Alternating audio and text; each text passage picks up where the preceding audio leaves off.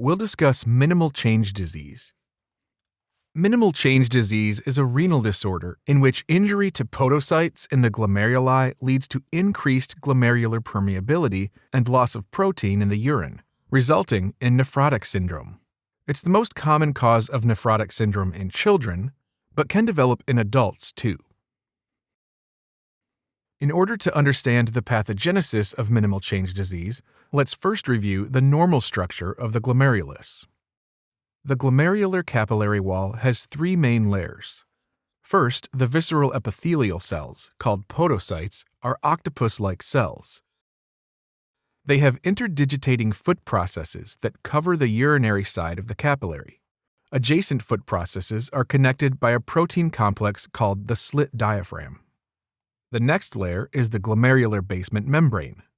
Last, the capillary lumen is lined by fenestrated endothelial cells. Together, these layers form a negatively charged filtration barrier that restricts the passage of molecules from the capillary lumen to the urinary space. This is based on molecular size and charge. The barrier is permeable to water and small solutes. However, cells, large molecules, and negatively charged molecules like albumin are prevented from passing. In minimal change disease, the filtration barrier is disrupted. The underlying cause is unclear, but it is thought to be due to dysfunctional T cells, which result in production and release of a glomerular permeability factor. The circulating factor damages the podocytes, leading to effacement of the foot processes.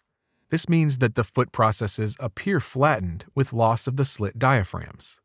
The factor also decreases the negative charge of the glomerular capillary wall. As a result, the filtration barrier becomes dysfunctional. There is increased permeability to negatively charged plasma proteins, particularly albumin, causing selective proteinuria. In most instances, the specific underlying trigger is unknown. However, some cases have been associated with drugs, infections, atopic disorders, and malignancy, emphasizing the likely role of immune dysfunction in the pathogenesis. Patients with minimal change disease present with the hallmark features of nephrotic syndrome, including massive proteinuria, which causes frothy urine, and hypoalbuminemia, due to the loss of albumin in the urine. Hypoalbuminemia causes a drop in intravascular oncotic pressure, as well as salt and water retention, which results in edema. It typically first develops around the eyes, followed by the genitals and lower extremities. Finally, in an attempt to restore the oncotic pressure, the liver increases synthesis of both albumin and lipoproteins, which can cause hyperlipidemia.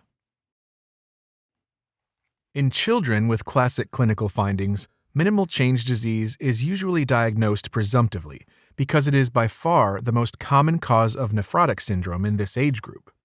Adults with nephrotic syndrome, however, typically undergo renal biopsy because of the increased likelihood of other etiologies. When biopsy is performed, light microscopy shows normal glomeruli, which is why the disease is termed minimal change. The podocyte damage cannot be visualized at this power. Immunofluorescence studies show no immune deposits, indicating that the pathogenesis does not involve immune complex deposition. The key finding is seen using electron microscopy, which shows podocyte foot process effacement. In this biopsy, here is the capillary lumen, which is lined by fenestrated endothelium, and here is the glomerular basement membrane. Rather than discrete foot processes lining the basement membrane, the foot processes appear flattened and continuous, characteristic of effacement. Remember, foot process effacement is not specific to minimal change disease. It can be seen in other proteinuric glomerular disorders. What makes minimal change disease unique is that foot process effacement is the only significant pathologic finding in the glomeruli.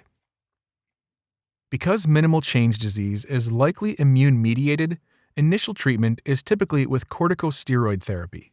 The vast majority of patients respond well to steroids and achieve remission within weeks to months. To sum up, here are the key points to remember. Minimal change disease is the most common cause of nephrotic syndrome in children.